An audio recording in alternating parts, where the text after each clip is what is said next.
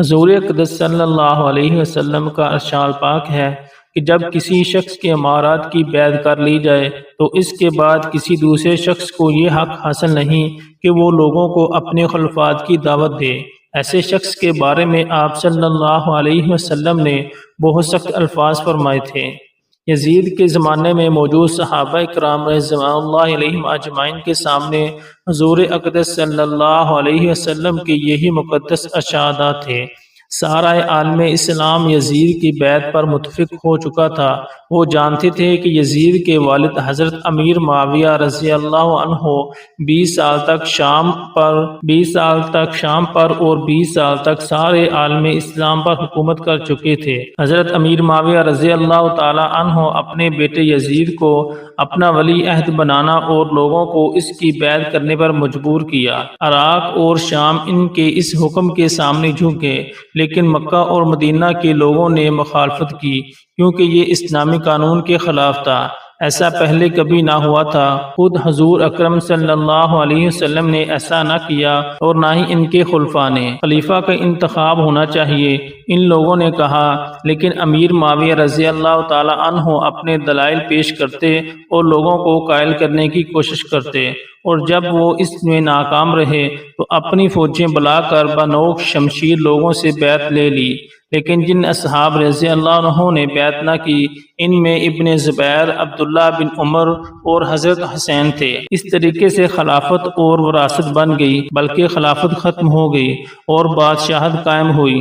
یزید ایک عیش پرست نوجوان تھا، لوگوں کے وہم و گمان میں نہ تھا۔ اس جیسا شخص ایک دن خلیفۃ المسلمین بن جائے گا، لیکن امیر معاویہ رضی اللہ عنہ خلافت اپنے ہی خاندان رکھنا چاہتے تھے، اور ان کی یہ خواہش تباہی کا باعث ہوئی جس کی کوئی نظیر نہیں۔ اور جب معاویہ وفات پا گئے تو یزید خلیفہ بن گیا۔ سب سے پہلا کام جو یزید نے کیا وہ یہ تھا کہ ہر ایک سے اپنی خلافت کی بیعت لی۔ وہ جانتا تھا کہ حسین رضی اللہ تعالیٰ عنہ، عبداللہ رضی اللہ تعالیٰ عنہ، ابن زبیر رضی اللہ تعالیٰ عنہ نے ابھی تک بیعت نہ کی تھی، لہٰذا اس نے مدینہ کے گورنر ولید کو لکھا کہ وہ ان کو مجھے خلیفہ تسلیم کرنے کے لیے مجبور کرے۔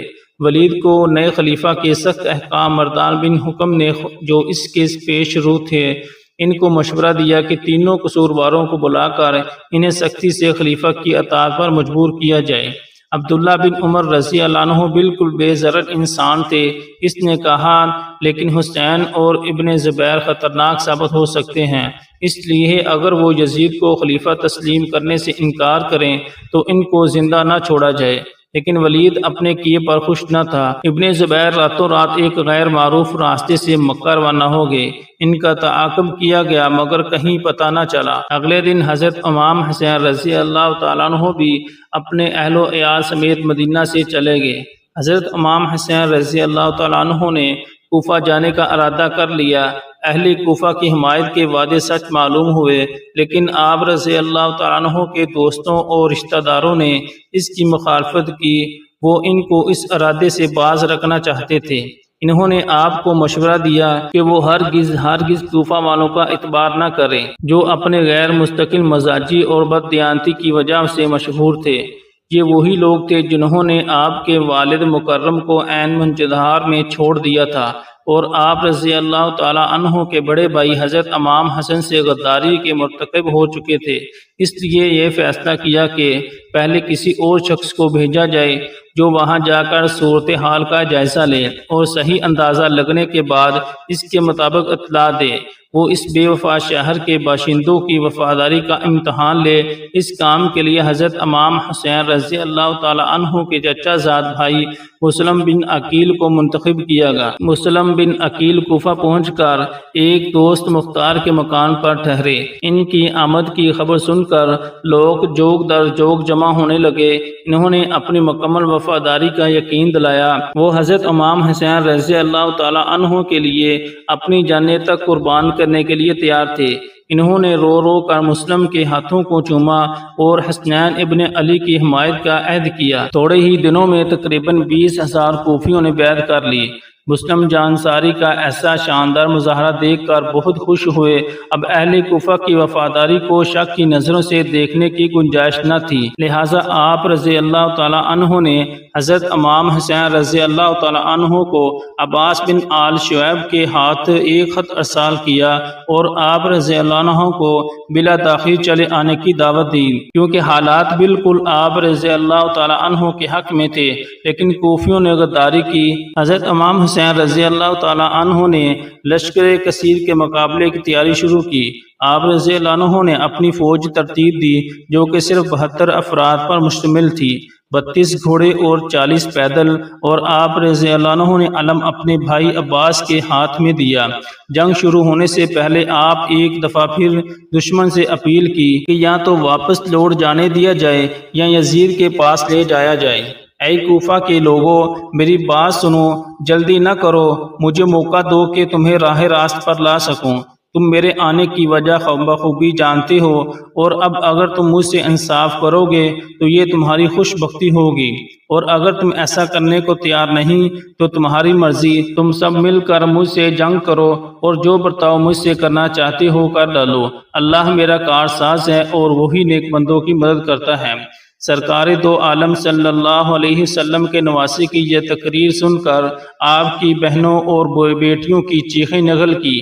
جب حضرت امام حسین رضی اللہ عنہ نے سنا تو عباس رضی اللہ عنہ سے کہا، ان کو چپ کروائیں، میری عمر کی قسم ابھی انہیں بہت رونا ہے۔ اور پھر کوفیوں سے مخاطب ہو کر کہا، لوگوں اس خون کو دیکھو جو میری رگوں میں دوڑ رہا ہے، کیا تمہیں زیب دیتا ہے کہ تم مجھے قتل کر ڈالو؟ کیا میں تمہارے نبی صلی اللہ علیہ وسلم کا نواسا نہیں ہوں؟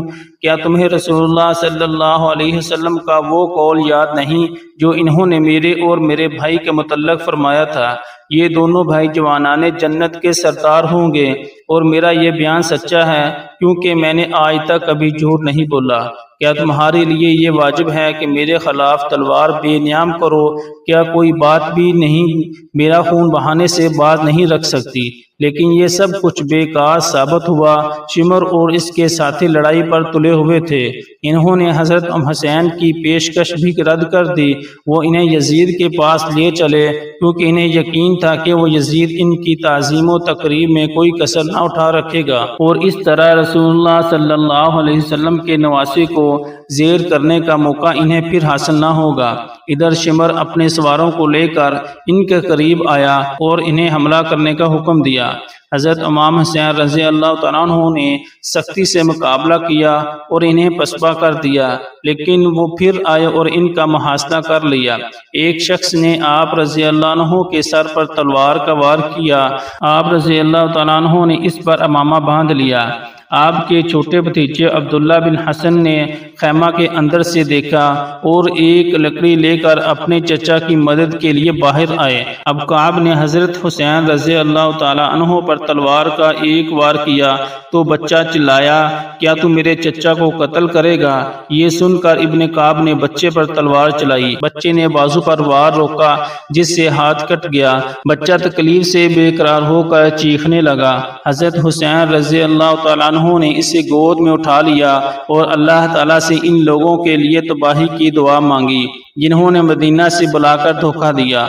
آپ رضی اللہ تعالیٰ عنہ کا تمام جسم شدید زخمی ہو چکا تھا، لیکن آپ رضی اللہ تعالیٰ عنہ کی شمشیر آبدار کی تاب نہ لا سکے۔ کیا تم مجھے قتل کرنے پر تلے ہوئے ہو؟ جب شمر نے یہ دیکھا کہ اس نے اپنے تیر اندازوں کو تیر چلانے کا حکم دیا اور اپنے ساتھیوں کو اس تاخیر کی ملامت کی، چنانچہ چاروں طرف سے آپ رضی اللہ تعالیٰ عنہ پر حملہ کیا۔